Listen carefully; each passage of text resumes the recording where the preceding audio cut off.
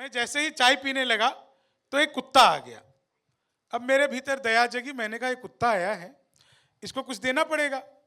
मैंने चाय वाले से कहा एक बिस्कुट का पैकेट दो। उसने मुझे बिस्कुट का पैकेट दिया। मैंने उस पैकेट को खोला, एक बिस्कुट निकाला और कुत्ते की तरफ फेंका। इतनी ही दया जगी थी। तो एक बिस्कुट निकाला, कुत्ते की तरफ फेंका। कुत्ते ने यूं लपका और लपकते ही अलट पलट अलट पलट अलट पलट अलट पलट 1 मिनट में 12 बार पलटी मारी, नीतीश कुमार से भी ज्यादा। बिहार वालों पे बहुत आरोप लगते हैं कि बहुत सारे बिहारी है दिल्ली आ जाते हो। मैं हमेशा कहता हूं इसमें हम बिहारियों की कोई गलती नहीं है, सारा कसूर इन दिल्ली वालों का है। अच्छा, ये लोग बड़े बड़े पंडाल लगाते हैं, कीर्तन मंडली बुलवाते हैं, फिर भजन करवाते हैं, राधे राधे जपो चले आएंगे बिहारी, राधे राधे जपो चले आएंगे बिहारी, राधे राधे जपो चले आएंगे बिहारी। अब कलयुग में वो बिहारी आ नहीं सकते, हमें ट्रेनों में ठुस ठुस कराना पड़ता है। वाह वाह वाह भाई शंभू, बहुत अच्छे। तो हमारा तो मामला अद्भुत है। मैं तो इलेक्ट्रॉनिक शॉप पे गया, मैंने पूछा टीवी कितने का दे रहे हो? बोले हम बिहारियों को टीवी नहीं देते। मैंने कहा तुझे कैसे पता लगा? बोले निकल यहां से। अगले दिन मैं सूट बूट हैट नकली मूछें। मैंने कहा ये टीवी कितने का दे रहे हो? बोला तुझे कल भी मना किया था। अगले दिन मैं बुर्का ओढ़ के चला गया। मैंने कहा भैया ये टीवी कितने का दे रहे हो? बोला भाई साहब आपको 2 दिन से मना कर रहा हूं, हम बिहारियों को टीवी नहीं देते। मैंने कहा ठीक है मत दे, लेकिन ये बता तुझे पता कैसे लगता है मैं बिहारी हूं? बोला बेटा जिसे तू टीवी कह रहा है वो माइक्रोवेव है। ये जो माइक्रोवेव को गुप्ता जी टीवी बताने का कॉन्फिडेंस बिहार लेके आया, बिल्कुल नई बात। दादा यहाँ पे सर्वेश जी बैठे हैं, बहुत सारे डॉक्टरों से मिलना होता, आप में से भी कोई एक आध डॉक्टर तो होंगे ही। मैं प्रणाम करता हूँ डॉक्टरों को, मैं दूर से प्रणाम करता हूँ, नजदीक से भी करता हूँ। जीवन में कुछ भी हो जाए, कुछ भी हो जाए, मैं डॉक्टरों को कभी भी नाराज नहीं करता, क्योंकि डॉक्टर जो हैं वो धरती पर भगवान का रूप होते हैं। होते हैं कि नहीं वैसा? अगर कभी भगवान आपसे नाराज हो जाए तो वो आपको डॉक्टर के पास भेज देता है। और आपने अगर गलती से भी डॉक्टर को नाराज कर दिया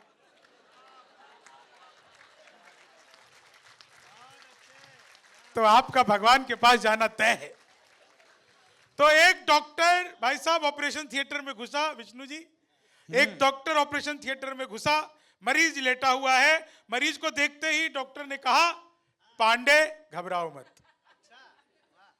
इतना सुनते ही मरीज उठकर बैठ गया। ऑपरेशन थिएटर में मरीज उठकर बैठ गया। बोला डॉक्टर साहब लगता है आप किसी गलत मरीज का इलाज करने आ गए, मेरा नाम पांडे नहीं है। तो डॉक्टर ने कहा मैं जानता हूं, पांडे मेरा नाम है, मैं खुद से कह रहा हूं पांडे घबराओ मत। तो इतने में वो देखा मरीज ने कंपाउंडर के हाथ में फूलों की माला, तो पूछा कि ये क्या है? बोले अरे ये मेरा पहला ऑपरेशन है, सक्सेस हो गया तो मेरे लिए, नहीं हुआ तो तुम्हारे लिए। तो मामला बिल्कुल अद्भुत है। कई लोग अभी आए हैं, ये वही लोग हैं जो बच्चों को समय पे आया करो।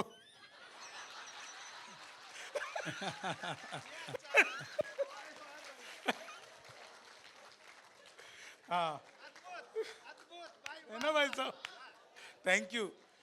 मैं 4 लाइनें आपको बता रहा था। देखिए एक डॉक्टर ने अपने हार्ट हॉस्पिटल के बाहर एक शेर लिखवा दिया। शेर लिखा था कि खोल लेते दिल अगर हंस बोल कर यारों के साथ, तो हमें ना खोलना पड़ता यूं औजारों के साथ। जीवन में एंजॉय के लेवल को बढ़ा लीजिए तो एंजियोग्राफी करवाने की कभी भी जरूरत नहीं पड़ती। बहुत अच्छे। हमारी सबसे बड़ी समस्या यही है कि हम लोगों ने हंसना छोड़ दिया, मुस्कुराना छोड़ दिया। मैंने तो पिछले दिनों मोदी जी से पूछा, मैंने कहा मोदी जी आपकी नीयत क्या है? मोदी जी बोले मेरी नीयत पाक साफ है। क्या बात है, वाह वाह वाह वाह। वो पिछले दिनों चीते भारत आए थे, तो मैंने चीते से भी पूछा, मैंने कहा तुम भारत आ रहे हो, तुम्हें यहां आते हुए डर नहीं लगा? बोले नहीं, हम वहीं से बीजेपी ज्वाइन करके आए हैं।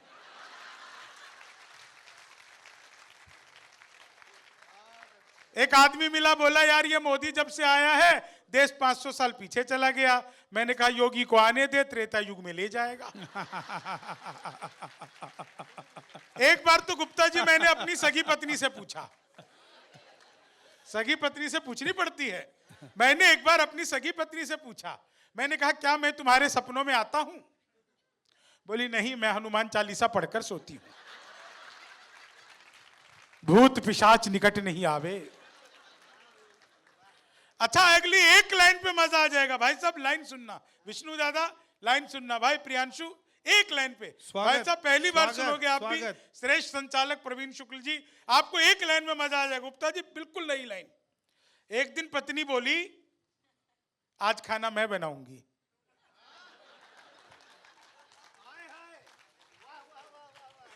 मैंने कहा धन्य हो गए, जो सबसे अच्छा आता है बना ले। भाई साहब मुंह बनाकर आ गई। हाँ, लेकिन उसने बनाई पनीर की सब्जी। मैंने उसमें पनीर ढूंढा, कहीं नहीं था। मैंने कहा ये कैसा पनीर बना दिया तूने? बोली खोया पनीर। मेरा एक आंसू गिरा, उसी में टपका। मैंने कहा ये रोया पनीर हो गया। मामला बिल्कुल अद्भुत होता है। महिलाएं हंस रही हैं, बहुत अच्छा लग रहा है। एक रिक्वेस्ट करना चाहता हूं, घर पर भी ऐसी रहा करो।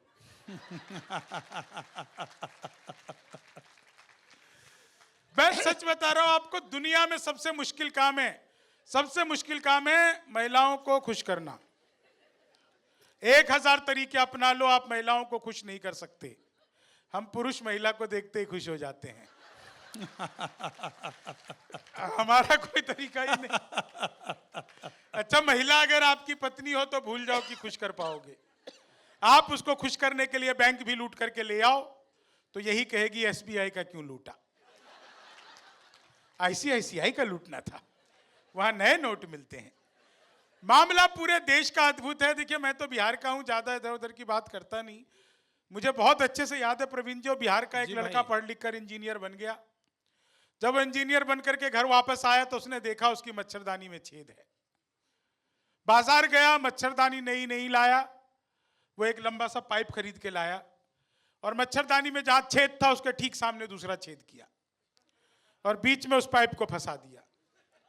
अब मच्छर इधर से घुसे उधर से निकल जाए। तो बिहारी वो आदमी होता है जो मच्छर के लिए भी बाईपास बना देता है।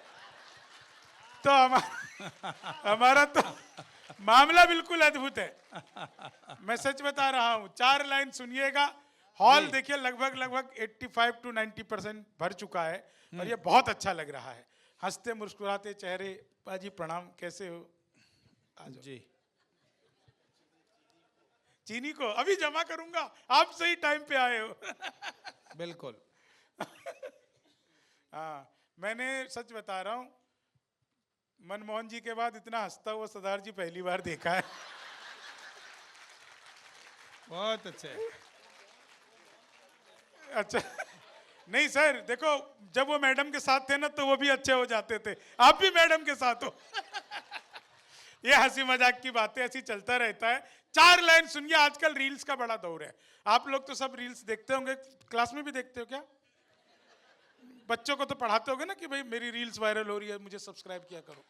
हाँ, तो रील्स का बड़ा दौर है। रील बनाने वालों का क्या हाल होता है? स्वागत स्वागत। 4 लाइन सुनिएगा, बहुत अच्छा माइक है। पद्मिनी जी ने अभी आकर के वो गाया, सरस्वती वंदना, ये सुर में गाती हैं, मैं महिषासुर में गाता हूं। रील बनाने वालों का क्या हाल होता है। एक तो मैं फोटोग्राफर को देख रहा हूं, ये बड़ा मुस्कुरा के मुझे देख रहा है। बैठ जा भाई, आराम से बैठ जा। अच्छा, मुझे गुप्ता जी ने कहा शंभू जी कार्यक्रम के बाद कम से कम 5 मिनट रुकिएगा, सब आपके साथ फोटो लेना चाहते हैं। तो मैंने इनसे पूछा भाई साहब ऐसा क्यों लेना चाहते हैं? बोले उनकी अच्छी आती है। तो आप मेरे साथ जो फोटो लेता है उसकी अच्छी आती है। बहुत अच्छे। तो 4 लाइन सुनिएगा, रील बनाने वालों का क्या हाल होता है। वाह। कि लेनी थी जीत हमने मगर मात ले लिए, कितने हसीन देखिए जज्बात ले लिए, दूल्हा बेचारा रील बनाने में रह गया, दुल्हन ने फेरे पंडित जी के साथ ले लिए, दुल्हन ने फेरे पंडित जी के साथ ले लिए। बहुत अच्छे। भगवान मेरा साथ आप यूं भी निभाना, किस्मत के खेल में मुझे ऐसे भी जिताना, सलमान के जैसे भले बीते ये जवानी, लेकिन बुढ़ापे में अनुप जलोटा बनाना, लेकिन बुढ़ापे में अनुप जलोटा बनाना। ये 4 लाइनें आप सबको बहुत आनंदित करेंगी। इस 4 लाइनों का आप लोग मजा लीजिए कि ख्वाबों में तेरे रंग कोई पिंक नहीं है, और पास तेरे अपनी कोई थिंक नहीं है, राहुल को लगी ठंड तो मोदी ने ये कहा, आधार से रजाई तेरी लिंक नहीं है, आधार से। अभी हमारे बीच में 3 कवि जो हैं वो उत्तर प्रदेश से हैं। कुछ विशेष बात है भाई साहब? अच्छा, बहुत अच्छा।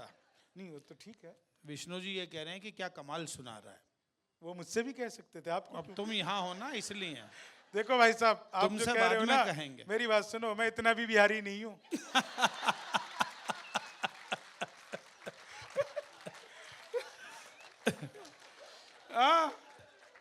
मुझसे कह रहे थे यार एक बात बता शंभू, ये ज्यादातर बिहारी IAS IPS क्यों बनते हैं?